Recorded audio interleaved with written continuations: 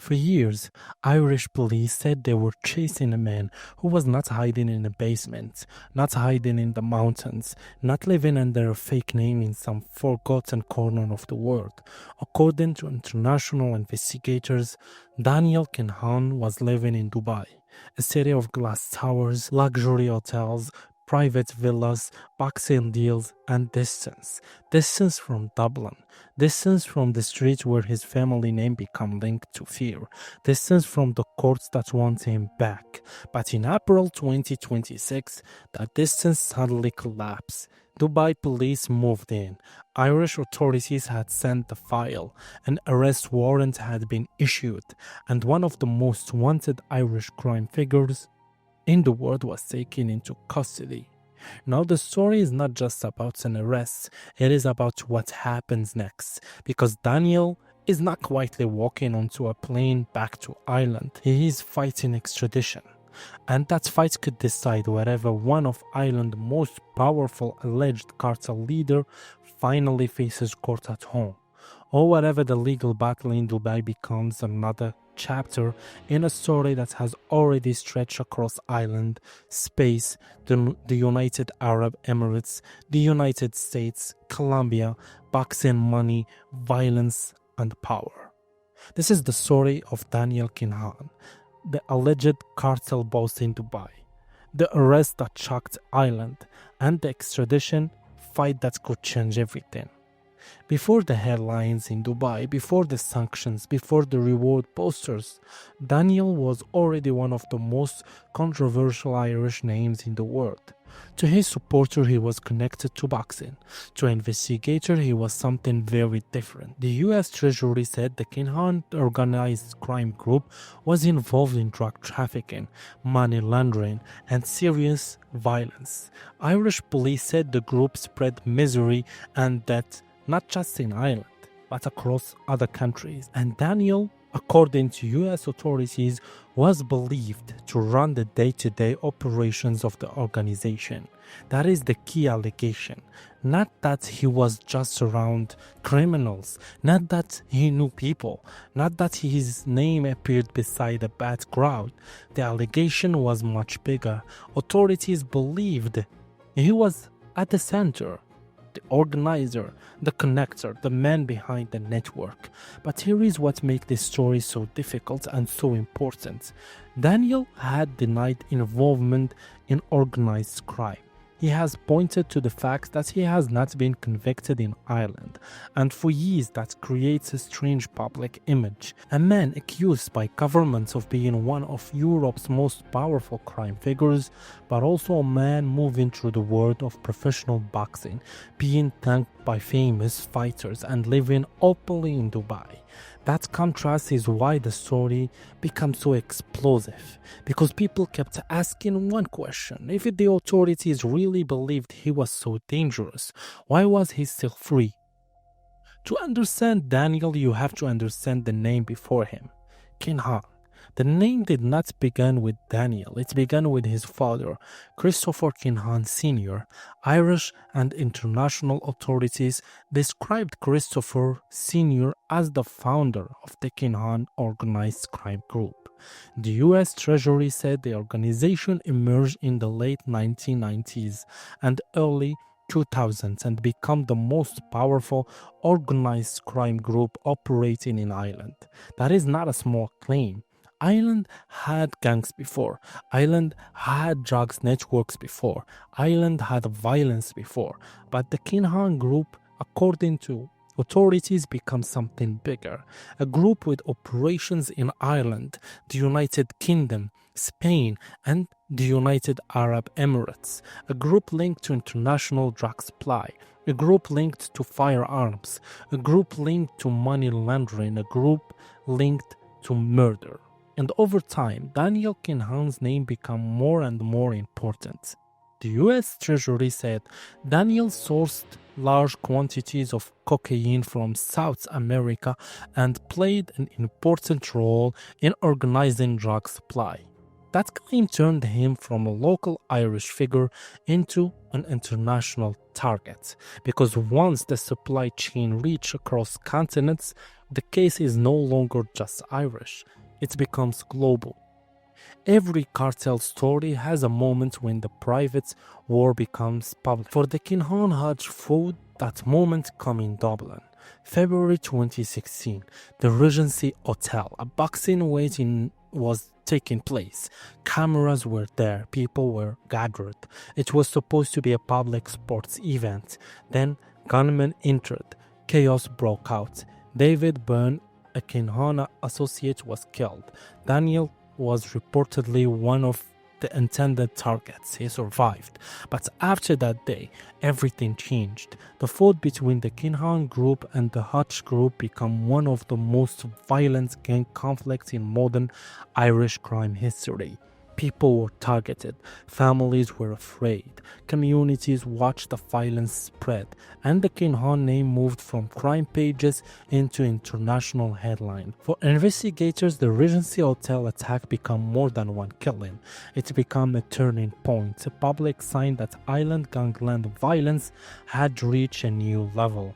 And for Daniel, it became the moment after which Dubai became even more important. Dubai was not just a place on a map. For years, Dubai was the safe distance, far from Dublin, far from Irish courts, far from the old streets where police knew the names, the families, the enemies, and the history. Dubai offered luxury, privacy, business, international access. And for people accused of major organized crime, Dubai had another attraction. Extradition was not simple. For years, critics said the United Arab Emirates had become a place where powerful criminal figures could live openly while European authorities struggled to bring them back. Daniel was not the only major figure linked to Dubai. Europe investigators had been looking at networks based there for years, and according to reporting by international journalists, Dubai became a meeting point for some of the biggest names in Europe's cocaine trade.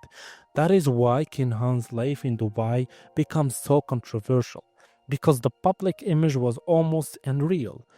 On one side, governments were describing him as a major organized crime figure. On the other side, he was living in a city known for luxury, business, and wealth. And then there was boxing. Daniel's connection to boxing made this case different from most crime stories. Most alleged cartel figures avoid cameras. They do not want famous athletes mentioning their name. They do not want international sports media discussing their role in negotiations. But Kinahan's name entered the boxing world in a very public way. He was linked to MTK Global. He was connected to major fighters. In 2020, Tyson Fury publicly thanked him for helping arrange a proposed fight with Anthony Joshua. That moment caused a huge reaction because Irish politicians, journalists, and law enforcement officials had already been warning about Kinahan for years. Suddenly, the public was asking, how can a man accused by authorities of leading a criminal organization be connected to the biggest names in boxing? After the backlash, Fury's team said Kinahan would no longer negotiate on his behalf. MTK Global later shut down after US sanctions were announced. But the damage was already done. The boxing connection had made Kinahan famous outside Ireland. Now he was not just a name known to police, journalists, and gangland reporters. He was known to sports fans around the world, and that made the pressure on authorities even stronger.